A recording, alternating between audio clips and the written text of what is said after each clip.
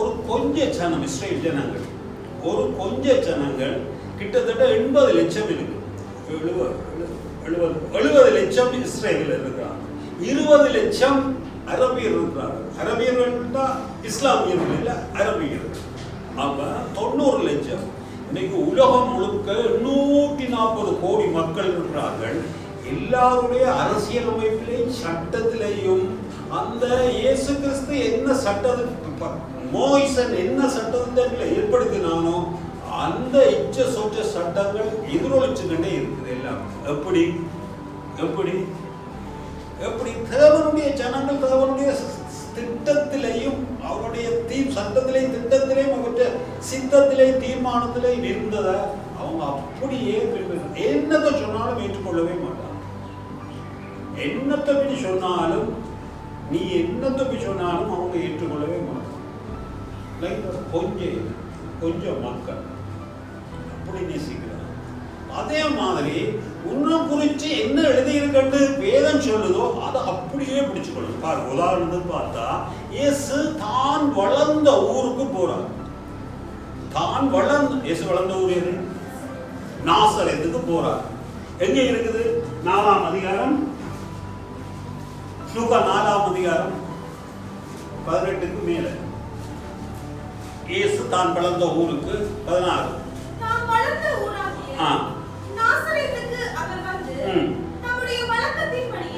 போதும். தம்முடைய வழக்கத்தின்படியே போதகம் பண்ணினார். என்னத்தை போதகம் பண்ணினார்? 19.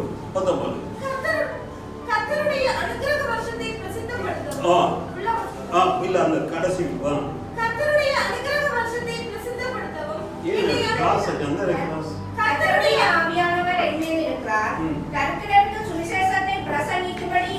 அபிஷேகம் பண்ணினார்.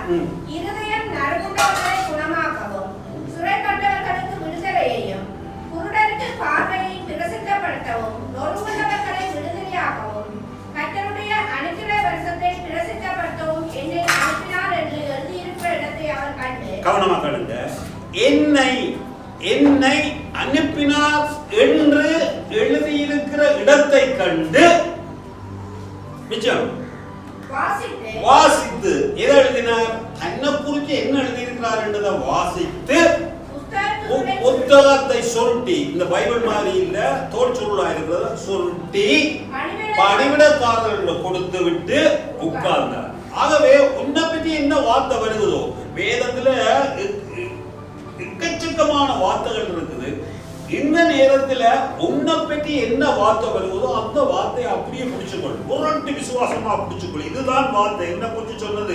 தேவனால பிறந்தவன் உலகத்தை ஜெயிக்கிறான்னு சொன்னா அது போதும் எனக்கு. அவர் ஜெயிக்கிறான்னு சொல்லிட்டார். நான் ஜெயிக்கிறவன், நான் வெற்றி பெறுகிறவன். அந்த சிந்தனையே இருக்கும். புரியுதா? அந்த பேச்சும் அந்த சிந்தனையும் இருக்கும். ஒரே விதமான பேச்சும் ஒரே விதமான செயல். 11ஆம் அதிகாரம் 6ஆம் வசனம். 11 ஆதியாகமம் 11:6. அப்பொழுது கர்த்தர், இதோ ஜனங்கள் ஒரே கூட்டமாய் இருக்கிறார்கள், அவர்கள் அனைவருக்கும் ஒரே பாஷையும் இருக்கிறது. ஒரே கூட்டமாய் இருக்கிறார்கள். 11 ஆரம்பத்திலே வாசிச்சு பாருங்க. பூமியெங்கும் ஒரே பாஷையும், பூமியெங்கும் ஒரே பாஷையும், ஒரே விதமான பேச்சும், ஒரே விதமான பேச்சு, ஒரே விதமான பேச்சும் ஒரே விதமான பாசையும் இருந்துட்டா அவர்கள் செய்ய நினைத்ததை கடவுள் கூடி தடுக்க முடியாது. அதில் எழுதி இருக்கு, அவர்கள் செய்ய நினைத்ததை கடவுள் கூடி தடுக்கலாம். இது எங்களோட குடும்பத்தை பார்த்து நான் சொல்லல, எங்களோட சேர்ச்சி மக்களை பார்த்து சொல்லல. புருஷன் ஒரு தீர்மானம், மனைவி ஒரு தீர்மானம், புள்ளவள் ஒரு தீர்மானம், தாய் தகப்பன் ஒரு தீர்மானம். அப்படி இல்லை. ஒரே விதமான பேச்சு. இதை செய்வோமா, இந்த தொழிலை செய்வோமா, இந்த காரியத்தை இறங்குவோமா, ஒரே விதமான பேச்சு, ஒரே விதமான சிந்தனை. அது வெற்றி பெறும் சொல்றார். அந்த பேச்சு ஆண்டவர் சொல்றார். அவர்கள் இப்ப 6ல இருந்து வாசிக்க விடாது. அப்பொழுது கர்த்தர், இதோ ஜனங்கள் ஒரே கூட்டமாய் இருக்கிறார்கள், அவர்கள் அனைவருக்கும் ஒரே பாஷையும் இருக்கிறது, அவர்கள் இதை செய்ய தொடங்கினார்கள். இப்பொழுதும் தாங்கள் செய்ய நினைத்தது ஒன்றும் தடைப்படாது. அவர்கள் செய்ய நினைத்தது. இதுல இப்படி எழுதி இருக்குது. இந்த விரிவாக்கல் வேதாகமம் இலகு தமிழ் எழுதி, அவர்கள் செய்ய நினைத்தது தடப்படாது. அவர்கள் தேவனுடைய ஜனம் இல்ல, உலகத்து ஜனம். உலகத்து ஜனங்கள் நினைக்கிறது, யோசிக்கிறது ஒரே மாதிரி யோசிச்சு ஒரே மாதிரி நினைச்சிட்டா அவர்கள் செய்ய நினைக்கிறது தடையே படாது. புரியுதா? உலகத்தானே அப்படியா இருந்தா தேவண்ட ஜனங்கள் எப்படி நினைக்கவும், தேவண்ட ஜனங்கள் தேவண்ட வார்த்தையை எப்படி எடுக்கவும் பாருங்க. இஸ்ரவேல் ஜனங்கள் இப்ப நீங்க சொல்றீங்க, அருள் சொல்றீங்க, எகிப்திலிருந்து விடுதலை அடைந்து வந்துட்டார்கள். எகிப்திலிருந்து பார்வோன் இடத்திலிருந்து விடுதலை அடைஞ்சு வந்துட்டார்கள். அடுத்ததாக சந்திக்கிறார்கள் செங்கடல். அது செங்கடல் நாங்கள் ஞானஸ்நானம் எடுத்ததுக்கு அடையாளமா இருக்கு. அடுத்ததால வெப்பம் தாங்க முடியாமல் மேகஸ்தம்பத்தால மூடுற நேரத்தில் அந்த மேகஸ்தம்பம் பரிசுத்த ஆவியினுடைய அடையாளமாயிருக்கு. இப்ப என்ன நடக்குது?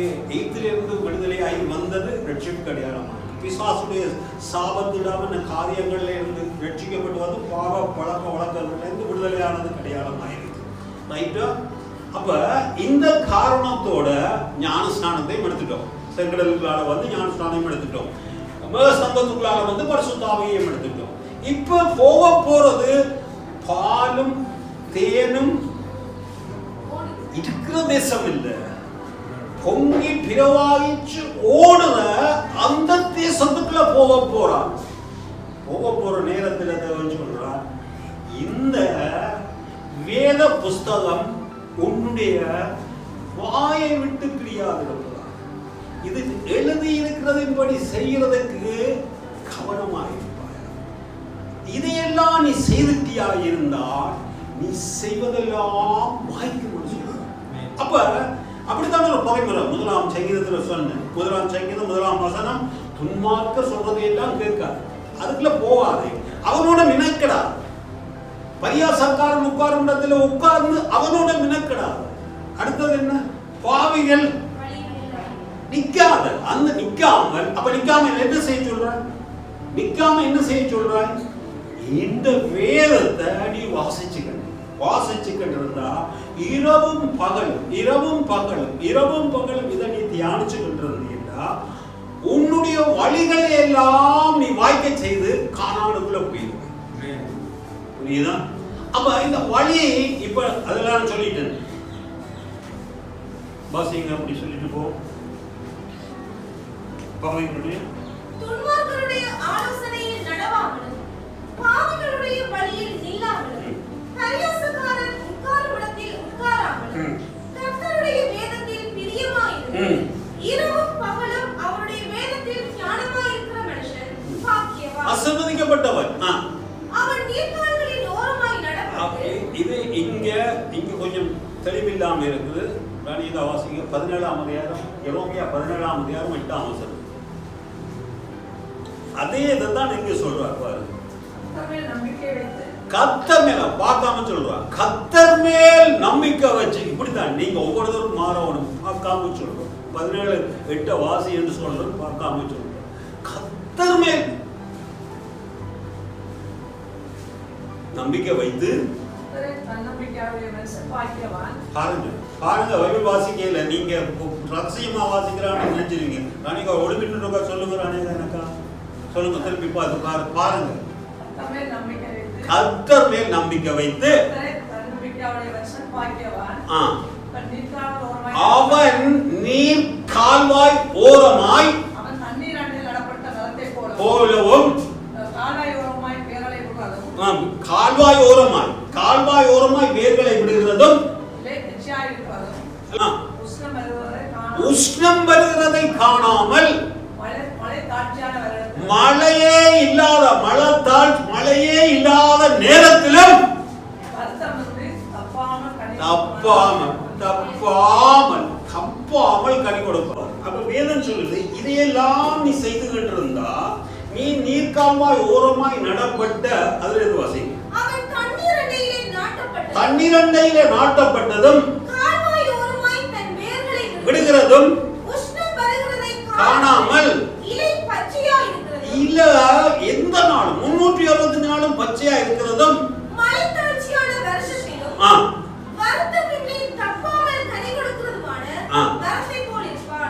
இதே வெற்றி ஆயிடுச்சு.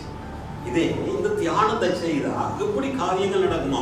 அவன் அவன் கூட அடுத்தது முதலாம் ஜெயிக்கிறதுக்கு போகும். முதலாம் ஜெயிக்கிறதுல அடுத்தது அதுக்கு கீழே அவன் எப்படிப்பட்டவன் இப்ப சொல்லிட்டு தன்னைக்கு எல்லாமே சாதகமா இருக்கீங்க. அவன் செய்கிறதெல்லாம் வாய்ப்பு, செய்கிறதெல்லாம் வாய்ப்பு. அப்ப இந்த சங்கீதத்துல பொறிமுறை என்ன, அதுல என்ன சொல்றது, அதுக்கு அதுல பொறிமுறை, அதுல செயல்பாடு, அதோட செயல்பாடு என்ன? அப்ப அந்த சங்கீதத்தை நீ தியானிச்சு கொண்டிருந்தா நீ இந்த காரியங்களை செய்வியா? சங்கீதத்தை கேட்க பாருங்க, தியானம் என்ற சொல்லுக்கு மாடை என்ன செய்யுதுண்டா, ஒரு மாடை பாருங்க, அந்த மாடை போய் கண்ட கடியதெல்லாம் சாப்பிட்டு போட்டு ஒரு இளைப்பாறக்கூடிய ஒரு இடத்துல வந்து, நிழல் தரக்கூடிய ஒரு இடத்துல வந்து ஒய்யாரமா அது அப்படியே படுத்துக்கிட்டு திருப்பி அந்த சாப்பாடை எடுத்து இரமிட்டுறதுன்னு சொல்றாங்க. இரமிட்டுறதுன்னு சொல்றாங்க, சொல்ற தமிழ் சரியா? இரமிட்டு அதை சப்பி சப்பி சப்பி எடுத்து அதுல இருக்கிற அந்த ஜீவனுக்கு எதுவான அந்த சரீரத்தோட சேரக்கூடிய ஊட்டச்சத்து கனிமங்களை எல்லாம் அப்படியே எடுத்து சக்கைய பின்பக்கமா அனுப்பிடுது. கேக்குறீங்களா? சக்கைய பின்பக்கமா எடுத்து கனிமங்கள் எல்லாம் அந்த உடம்போட சேர்ந்து மாட்டுக்கு ஊட்டச்சத்தை கொடுக்கணும். இதே வண்ணமாக இந்த வேத வாக்கியங்களை நீங்க இரவும் பகலத்தையும் இப்ப கொண்டு போங்க சார், கொண்டு யோசுவா கவனமா கேளுங்க. இந்த நியாயப்பிரமாண புஸ்தகம், இந்த வேத புஸ்தகம் உன்னுடைய வாயை விட்டு பிரியாதிருப்பாக. இந்த வார்த்தைகளை நீ பேசி, இந்த நியாயப்பிரமாண புஸ்தகம்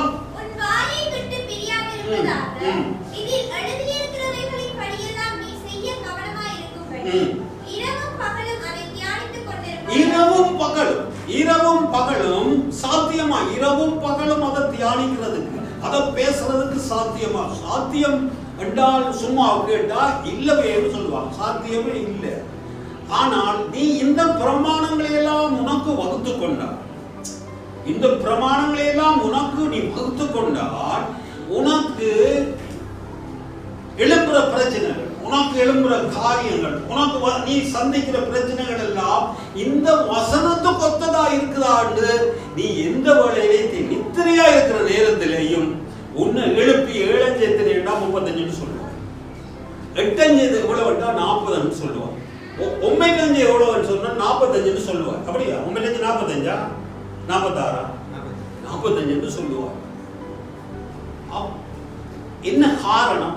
அது 2 கலந்துட்டு, உனக்கு 2 கலந்துட்டு. அப்ப இந்த வார்த்தைய உன்னுடைய வாயில வச்சு நீ பேச பேச பேச பேச பேச அது வந்து அப்படியே உன்னுடைய தியானமா போய் ஆழ்மனதுல போய் அது பதிஞ்சு பெரிய அரணா வந்து திருப்பி வாசியாத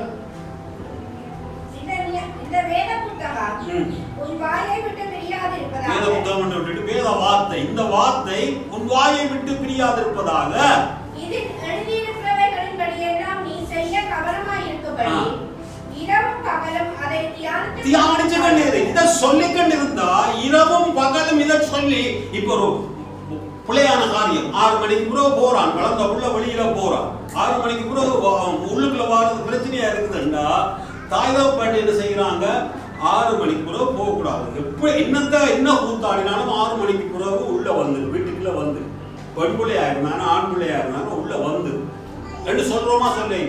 அப்ப இந்த வேத வார்த்தைக்கு ஒவ்வாத காரியங்கள் ஒன்றையும் எடுத்துக்கொள்ளாது. இது வேத வார்த்தை ரிஜெக்ட் பண்ணுது, வேத வார்த்தை சொல்லுதுன்னு வேத வார்த்தையோட ஒப்பிட்டு நோக்கும் போது, ஒப்பிட்டு நோக்கி உன்னுடைய வாழ்க்கைய வேத வசனத்துக்கு ஏற்ற மாதிரியே மாத்திக்கொள்ளலாம். வேத வசனம் போறவங்க பார்த்தா இவங்க கிறிஸ்தவங்க, இவங்க ஒரு குரு, இவங்க ஒரு வித்தியாசமான ஆக்கள். ஏனென்றா தேவன் சொல்றார், நீ கொஞ்சம் ஜனமா இருந்து தெரிஞ்சு கொண்டா இந்த உலகத்தில் இருக்க ஜனங்களை விட நீ ஒரு வித்தியாசம். அப்படி இருக்குதா இல்லையா? அவர் சாட்சி சொன்னார். சாட்சி சொன்னதுக்கு அவர் சாட்சி சொன்னது அவரை சில ஆகிட்டு சொல்லு. அவர் சாட்சி சொல்ற, சம்பளத்தை கேட்டா நீங்க என்ன குறைய கேட்குறீங்கன்னு கேட்கிறாங்க. சரி, தார சம்பளத்தை தாவண்டு தந்தா இருந்து போட்டு எழுப்பி போனா சும்மா இதை கூட வச்சு அதை ஏற்றுக்கொள்ள முடியுமா? நீங்க சொல்லுங்க. இந்த காலத்துல கொடுத்ததை பண்றதே கஷ்டமா இருக்கு. அதையும் கொடுத்து கூலியே கொடுக்குறான் இல்ல, கோர்ட்ஸ்ல போய் வழக்கு போடுறான். ஐயோ, வேலை செய்யறதுக்கு கூலி தாரான் இல்லையேன்னு கோர்ட்ஸ்ல வழக்கு போடுறான். கண்ட்ராக்ட் செய்து முடிக்கிறது முதல் காசையும் கொடுத்து, காசு கொடுத்த பிறகு மேலதிகமாகவும் போனஸை கொடுத்து செய்யற ஒரு கூட்டம் உருவாக வேண்டும் என்றதுக்காகத்தான் பேசுகிறேன்.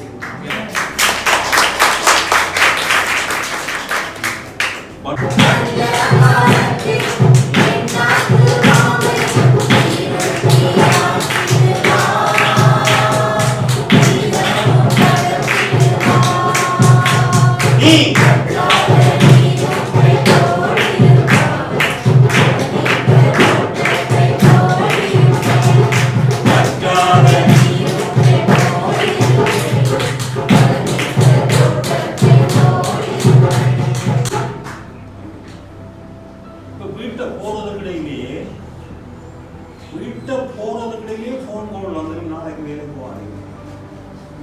அப்படித்தான் சத்தமா தானே சொல்லுங்க. அப்படி இருந்தவனே சொல்லுங்க. வீட்டை போறதுக்கிடையில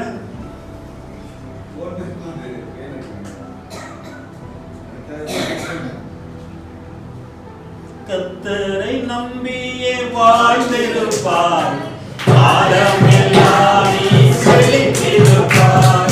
கர்த்தரை நம்பி நீ வாழ்ந்திருப்பார், காலமெல்லாம் நீ செழித்திருப்பார். ஓ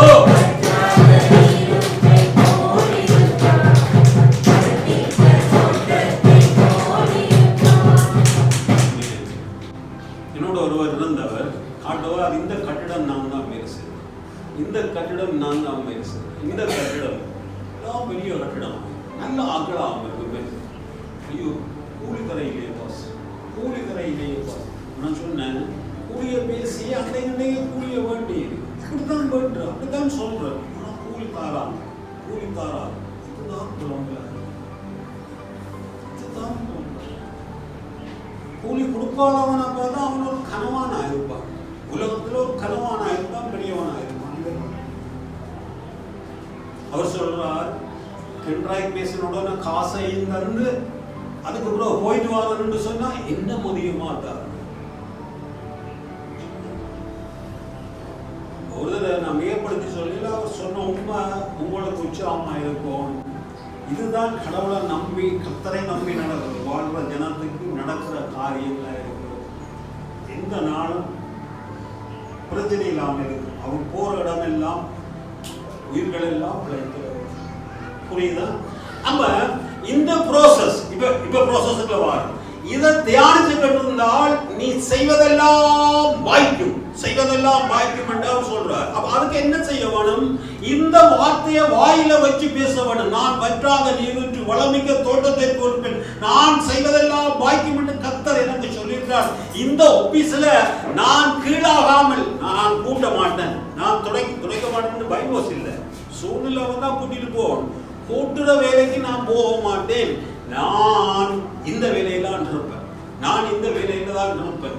ஏன்? என்னுடைய தேவை சொல்லியிருக்கிறார், நீ கீழாகாமல் மேலாவா என்ற வார்த்தை என்னுடைய வாழ்க்கையில நிறைவேறும். இன்றைக்கு இல்லாட்டி நாளைக்கு நிறைவேறும், என்ற வாழ்க்கை நிறைவேறும். நான் இந்த வாரம் தலையை பிடிச்சிட்டு போனா, அந்த அப்படியே பிடிச்சிட்டு போனா அந்த வாழாடுற மாதிரி ஒரு வாழ்க்கை வாழ மாட்டேன். நான் வாழ் அல்ல, தலையாதான் இருப்பேன். இந்த இடத்துல தலையாதான் இருப்பேன், இந்த இடத்துல இல்லை, எந்த இடத்துலயும் கெத்தாத்தான் இருப்பேன், இந்த இடத்துல இல்ல எந்த இடத்துலயும் நான் கெத்தாத்தான் இருப்பேன். ஏன்? இந்த வசனம் சொல்லுது, இதை சொல்லிக்கொண்டு இருக்கும் போது இந்த என்ன செய்யலாம்? இதை சொல்லி, இந்த வார்த்தை உன் வாயை விட்டு பிரியாது இருக்கட்டும். அடுத்தது, இத நீ சொல்லி சொல்லி சொல்லி சொல்லி தியானமா வந்த பிறகு இது பெரிய ஒரு அரணா வந்துடும். அரணா வந்து பாருங்க, அரண் நீங்க எல்லாரும் அந்த பிரவாகினி வாகனமோடும் இந்த இவள் வாகனமோடும் ஓட தெரியாது, ஓடுவீங்க, அஜூடா ஓடுவான், எல்லாரும் ஓடுவாங்க. பழைய நேரத்தில் நாங்க என்ன செய்யறோம்? கியர் போடுறது அப்படி கியரை பார்ப்போம், அப்படியே பார்ப்போம். கிளச்சுக்கு பதிலாக ஆக்சிலேட்டர் அமுத்துவோம், ஆக்சிலேட்டருக்கு பதிலாக வேற என்ன அமுத்துவோம். பழக பழக அதுக்குள்ள போய் ஊறி அதே கற்பனை செய்து அதே பார்த்து அதே தியானிச்சு அந்த வகுப்புகளுக்கு போய் பழக பழக பழக பழக இப்ப அவங்களோட வாழ்வியல் முறை அப்படி. இப்ப மனைவியோட அப்படி செய்ய இப்படி செய்ய வேலை போய்கிட்டு இருக்கு. இப்போ ஒரு ஏத்தத்துல போய்ங்க ஆட்டோமேட்டிக்காவே ஈர மாத்து. ஆட்டோமேட்டிக்கா என்ன நடக்குது, ஆள் மனதுல போய் பெரிய அரணா போயிட்டு நித்திரையில எழுப்பி 7-5 எவ்வளவு 35 8-5 எவ்வளவு 42 அப்படி சொல்லுவோம். நித்திரையா தான் கிடக்கு. உளுப்பி போட்டு ஆட்டி போட்டு கேட்டாங்க. அப்படி இது அரணா மாறட்டும் சொல்றார். அடுத்தது நிப்பாட்டி நிறுத்தி இதில் எழுதியிருக்கிறவர்களின் படியெல்லாம் நீ செய்ய கவனமாய் இருக்கும்படி இரவும் பகலும் இதை நீ தியானிச்சு கொண்டா இது அரணா போயிடும். இந்த அரணா போனபடி என்ன செய்வாய், எழுதி இருக்கிறபடி எல்லாம் செய்ய துவங்கிடுவாய். எழுதி இருக்கிறபடி எல்லாம் செய்ய துவங்கிடுவாய். எழுதி இருக்கிறபடி எல்லாம் செய்ய துவங்கிடுவாய். என்ன நடக்குது, இத தியானிச்சு தியானிச்சு தியானிச்சு இந்த கியர் போடுறது சமையல் கட்டுக்கு போகுமே. அந்த புத்தகப்படி போனா அரை ஸ்பூன் உப்பை போடும், அரை ஸ்பூன் மஞ்சள் போடும், அரை ஸ்பூன் தேயிலையை போடும். யாரு அரை ஸ்பூன் யாருக்கு இது பார்த்து பாவிக்கிறாங்க கரண்டி சொல்லுங்க. ஆறு எல்லாம் ஏதோ கை கணக்கு அப்படி அப்படி அப்படி அப்படி அப்படி அப்படி அப்படி போட்டு அப்படிதானே போடுறீங்க ராணிங்க. அப்படியே போட்டு சாப்பாடு சமைச்சு வச்சா சொர்க்கம் அதுங்க தெரியும். சாப்பாட்டுக்கு சொர்க்கம் கை கணக்கு புலத்துதான் இல்லை. அதுதான் அது அரணா போயிட்டு எந்த சூழ்நிலையும் எந்த வியாதி எந்த பிரச்சனை எந்த கஷ்டம் வந்தாலும் அந்த பிரமாணம் மாறினதே மாறிக்கா மாறவே மாறா. அதைத்தான் சொல்றார். இப்ப நீ கானானுக்கு போகைக்க இது கடவுளுடைய வார்த்தை. அவர் வார்த்தையை அனுப்பி அவர்களை அழிவுக்கு தப்புவித்தார். வார்த்தையை அனுப்பி அவர்களுடைய வியாதியை குணமாக்கினார். வார்த்தைக்கு என்ன இருக்குது, என்னுடைய வார்த்தை ஆவியாவும் 6:63 யோவான் 6 வாசிக்க தேவையில்லை, ஜீவனாவும் இருக்கு, ஆவியாவும் இருக்கு, ஜீவனாகும். அந்த வார்த்தை, இந்த வார்த்தையை நீ தியானிச்சுக்கின்றதுடா. வாசியும் விட்டு இரவும் பகலும் தியானிக்கிறா. அப்படி எப்படி தியானிக்கிறது? இரவும் பகலும் படிச்சுக்கிட்டு இருந்தா, ப்ரொஜெக்டர்ல போட்டு பார்த்துக்கிட்டு இருந்தா இல்ல. இந்த வார்த்தை எங்களோட உள்ளுணர்வா மாறுது. எங்கட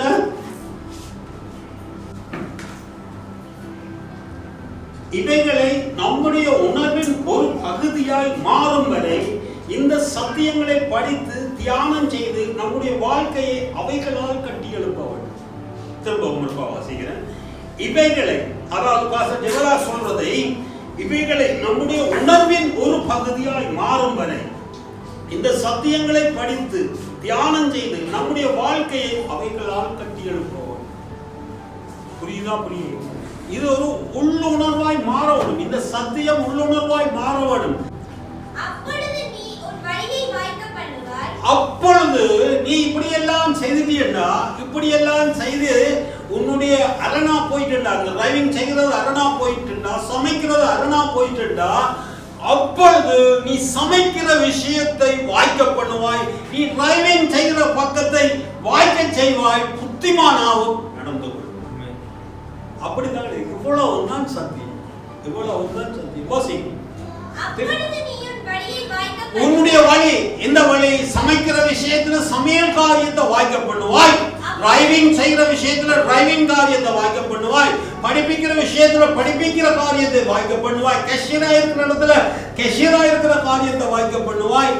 இந்த பொறிமுறையை செய்தா உன்னை மிஞ்சுறதுக்கு ஒருவனும் இல்லை என்று அவர் சொல்றார். இந்த பொறிமுறையை செய்தா ஒருவனும் இல்லை. அதுதான் சொல்ல இரவும் பகலும். இப்ப சங்கீதத்தை வாசிப்பாரு, சும்மா வாசிங்க. நான் விளக்கம் சொல்லல. சங்கீதத்தை முதலாம் சங்கீதம் 1ஆம் வசனத்துல இருந்து வாசிப்பாரு. வாசி, தங்கப்படி வாசி.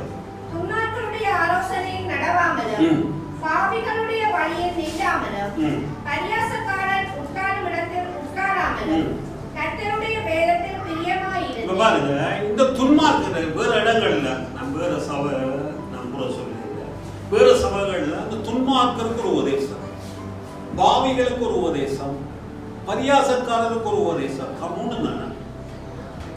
அது உபதேசம் இல்ல. இவங்களோட நேரத்தை செலவழிக்காமல், இவங்களோட போய் நேரத்தை செலவழிக்காமல் உன்னுடைய நேரத்தையும் காலத்தையும் இதுல செலவழித்தால் வாசி. கர்த்தருடைய வேதத்தில் பிரியமாயிருந்து இரவும் பகலும் அவருடைய வேதத்தில் தியானமாய் இருக்கிற மனுஷன் பாக்கியவான். அவன் நீர்க்கால்களின் ஓரமாய் நடப்பட்டு தன் காலத்தில் தன் கனியை தந்து. இந்த பொறிமுறையை செய்துட்டா கர்த்தருடைய வேதத்திலே இரவும் பகலும் அதையே தியானிச்சு, அதையே பேசி, அதையே சிந்திச்சு அந்த காரியத்தை செய்துட்டியா இருந்தால் என்ன, அதை வாயில வச்சு ஒரு பாருங்க ஏகப்பட்ட எண்ணங்கள் ஒவ்வொரு பிள்ளைகளுக்கும் இந்த ஸ்டேஜில் இருக்கிற பிள்ளைகளுக்கும் கூடி ஏகப்பட்ட எண்ணங்கள் தலையால போய்கிட்டு இருக்கு. ஆஃபீஸில் வேலை செய்கிறத பற்றி, பாஸ்டருக்கு எது ஏன் முடிஞ்சா அன்றைக்கு போய் அந்த இறைச்சியை வணின்னு சமைக்கலாம்ன்றதை பற்றி இப்படியே 10,000 80,000 எண்ணங்கள் தலையால போய்கிட்டே. இந்த தலையால போற எண்ணத்துக்கு இப்ப நீ யோசிச்சு பார்க்கணும், கடவுளுடைய ஆராதனை நேரத்துல இந்த காரியத்தை நான் சிந்திக்கிறது சரியா? அதைத்தான் சொல்றேன். இந்த வார்த்தை இருக்குது, இந்த வார்த்தை சொல்லி இருக்கு. என்ன செய்ய இருக்குது? சபை கூடுதலை மற்றவர்கள் உதாசீனம் பண்ற மாதிரி உதாசீனம் பண்ணாத ரெண்டு வசனம் இருக்குது. அந்த வசனத்தோட பொருத்திப்பார். நீ சிந்திக்கிற 15,000 சிந்தனையும் அல்ல. காகம் தலையால பறந்து போறதை நீங்க ஒன்றுமே செய்ய இயலாது. காகம் தலையால பறந்து போறதை நீங்க ஒன்றும் செய்ய இயலாது. இச்சைகள் வரும், எண்ணங்கள் வரும். வடிவான பொம்பளையை பார்த்தா அவர் எண்ணம் வரும், வடிவான பொடியனை பார்த்தா அவர் எண்ணம் வரும். வருமா வராதா? வரும். அது வரும். ஏன்னா காலம் பறந்து போற மாதிரி அது வரும். அதை நீ உனக்கன் எடுத்துக்கொள்ளாத. ஏன் பிரதானத்தை இச்சையாதிருப்பாயா? இச்சையோடு பார்த்தால் ஆண்டவர் சொல்றார், அங்கால முடிவை சொல்ல வெக்கமாகிறது. அப்படி வந்துடும், அப்படியே பார்க்காது என்று சொல்றார். அப்ப பார்க்க புலையான காரியங்கள் விளைக்க அதை எடுத்து பார்க்கணும். ஆண்டவர் சொல்றார், இச்சையோட பார்க்க கூடாது, புற பொருளை விரும்பக்கூடாது. சொல்லி இருக்குதா இல்லையா? அப்ப இதுதான் தியானம். இந்த வார்த்தையை வச்சு போட்டு இந்த வார்த்தையோட இது ஒத்து போகுதா? தேவன் தான் சொன்னார், நீ செய்வதெல்லாம் பாய்க்கும் என்று சொல்லி இருக்காரு. தேவனுடைய வசனத்துக்கு ஒப்ப, தேவனுடைய வசனத்துக்கு ஏற்ப இந்த காரியத்தை திட்டமிட்டு நாங்கள் செய்யும் போது நான் செய்வதெல்லாம் வாய்க்கும். அப்படித்தானே சொல்லியிருக்கிறார். நான் செய்வது எல்லாம் பண்ணாததுல அடங்காதது ஒன்றுமே இல்லை, எல்லாமே அடங்குது, செய்வதெல்லாம் வாய்க்கும். அப்ப அது வாய்க்காவிட்டா 1 தெசலோனிக்கேயர் 1:13 ஆகையால் நீங்கள் வேத வசனத்தை எங்களாலே கேள்விப்பட்டு ஏற்றுக்கொண்ட போது அதை மனுஷர் வசனமாக ஏற்றுக்கொள்ளாமல் தேவ வசனமாகவே ஏற்றுக்கொண்டதினாலே நாங்கள் இடைவிடாமல் தேவனுக்கு ஸ்தோத்திரம் செலுத்துகிறோம். அது மெய்யாகவே தேவ வசனம் தான். கவனமா சுருக்கமா இது கணக்க அதை நிரம்ப சொல்றபடியா நீங்க தவற வர்றீங்க. துருக்கியில இருக்கிற தெசலோனிக்க பட்டணத்துல யூதர் அல்லாத ஒரு இனத்துக்கு, யூதரே சாடாமல் தேவனுடைய வார்த்தைகள்ல பரிச்சயம் பழக்கம் இல்லாத ஒரு ஜனத்துக்கு தெசலோனிக்க பட்டணத்துல பவுல் ஊழியம் செய்த நேரத்துல வேதாகமும் இப்படி எல்லாம் இருக்க இல்லை. அவர் வார்த்தை வடிவில போய் சொல்றார். வார்த்தை வடிவில அவர் தேவனை குறித்து சொன்ன நேரத்துல அவருடைய வார்த்தைய மனுஷனுடைய வார்த்தையா எடுக்காமல் தேவன் பேசுறார். தேவனுடைய வார்த்தையா அவர்கள் எடுத்தபடியினால் அந்த வார்த்தை அவர்கள் மத்தியில பலாக்காரம் செய்து தேவையான காரியங்களை கொண்டு வருவது. ஆகவே தேவனுடைய வார்த்தையை முரட்டுத்தனமாக அவன் இப்ப நாங்க சொல்றோமே, ஒரு பொல்லாதவனை சொல்றோமே, அவன் ஒரு முரட்டுத்தனமா அடிச்சிடுவான், கதை கேட்க மாட்டான். அப்படி ஒரு முரட்டு விசுவாசத்தை காட்டுங்க. உங்களை குறிச்சு ஒரு வார்த்தை வந்ததா இருந்தா தன்னை குறிச்சு எழுதியிருக்கிற வார்த்தையை கேட்க. ஆபிரகாமுடைய கதையை சொல்லிட்டு சொல்றார் 4ஆம் அதிகாரம் 25ஆம் வசனம். ஆபிரகாமுடைய கதையை சொல்லிட்டு இது ஆபிரகாமுடைய கதை இல்ல, இது எக்ஸிபாவோட கதை அப்படியே சொல்லியிருப்பார். வாசிச்சு பாருங்க. ஆகையால் அது அவனுக்கு ஏற்புடையதாய் எண்ணப்பட்டது என்பது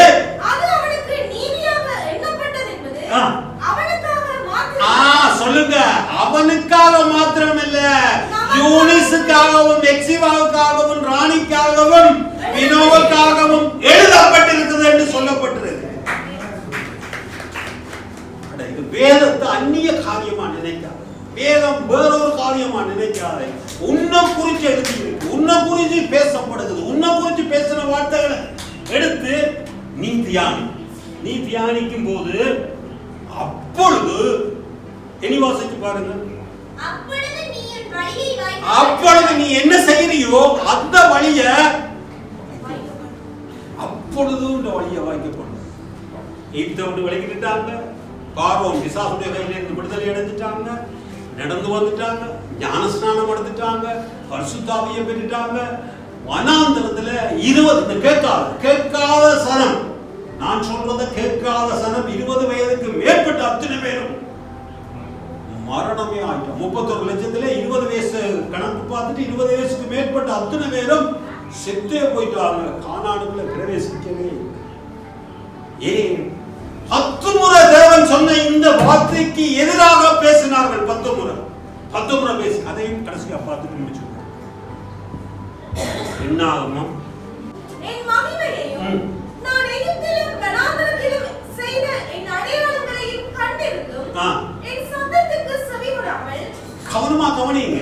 என்னுடைய மகிமையை, நான் யார் என்பதை நீ கண்டிருந்தும், நான் எகிப்திலும் வனாந்தரத்திலும் செய்ததையும் என் அடையாளங்களையும் கண்டிருந்தும் என் சத்தத்துக்கு செவிகொடாமல், என்னுடைய சத்தத்துக்கு செவிகொடாமல் இதனுடைய 10 முறை என்னை 10 முறை வேத வசனத்துக்கு விரோதமா பேசினார். 10 முறை வேத வசனத்துக்கு விரோதமா பேசினார். பேசுறதுக்கு எவ்வளவோ காரியம் இருக்குது. அப்படியே யோசுவா 2ஆம் அதிகாரம் 2ஆம் அதிகாரம் 7ஆம் வசனம் வாசி. கர்த்தர் உங்களுக்கு தேசத்தை ஒப்புக்கொடுத்தார். யார் சொல்றாங்க பாருங்க, நான் முடிக்க போற கவனமா கேளுங்க. இப்ப தேவன் ஞானஸ்நானம் எகிப்திலிருந்து வெளியில வந்துட்டாங்க, பார்வோன் கையிலிருந்து வெளியில வந்துட்டாங்க, செங்கடலுக்கால ஞானஸ்நானம் எடுத்துட்டாங்க, மேகஸ்தம்பத்தினால பரிசுத்தாவி பெற்றாங்க. இப்ப எரியோவுக்கு போறாங்க. எரியோவுக்குள்ள போய்க்க 2 ஒற்றர் அனுப்புறாங்க. ஒற்றர்ண்டா புலனாய்வு துறையில் இருக்கிற ஒற்றரை அனுப்பிங்க.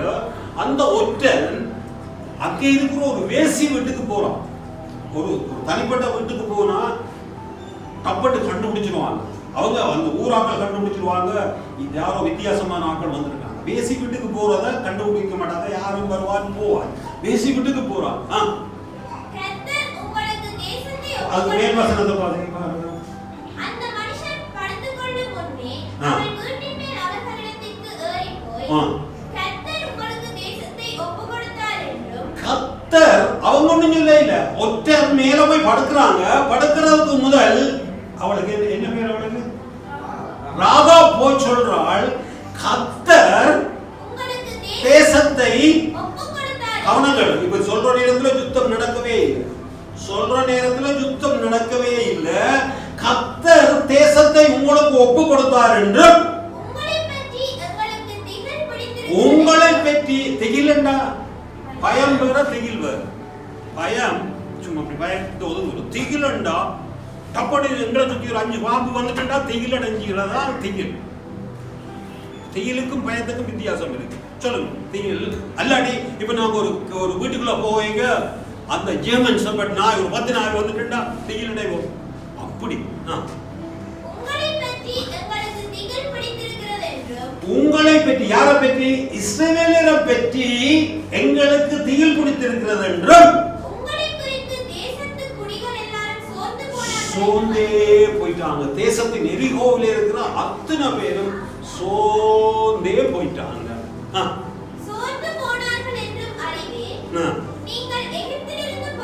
நீங்கள் எகிப்திலிருந்து புறப்பட்ட போது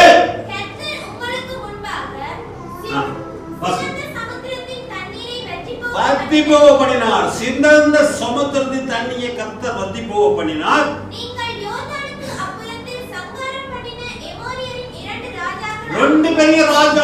ரெண்டு பெரிய எமோரியரின் 2 பெரிய ராஜாக்களை சங்காரம் பண்ணினீங்க.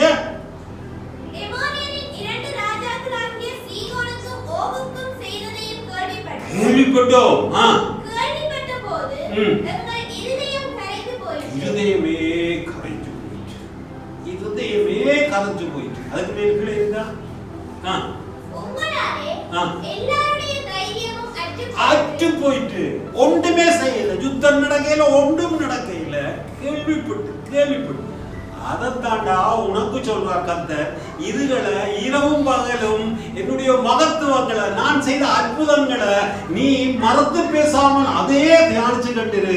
அப்ப உனக்கு ஒரு உத்வேகம் வரும். கர்த்தர் அப்படிப்பட்டவர். செங்கடலை சாதாரணமா ஒரு புத்தகத்தை தூக்கின மாதிரி செங்கடலை தூக்கிட்டார்.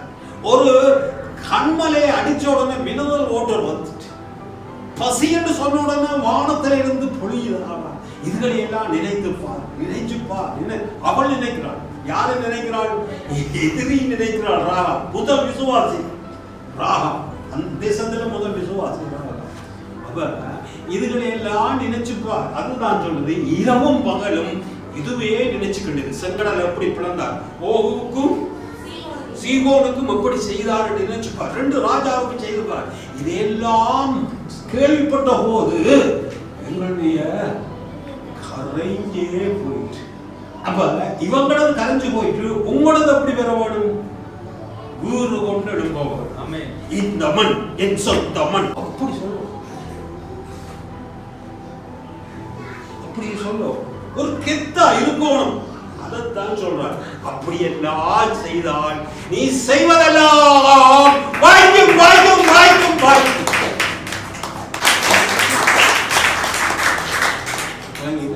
அப்ப இதை தியானிச்சுக்கிட்டு இருந்தா உன்னுடைய வழியை செவப்படுத்துவாய், உன்னுடைய வழியை வாய்க்கப்படுவாய். நீ செய்வதெல்லாம் வாய்க்கும்.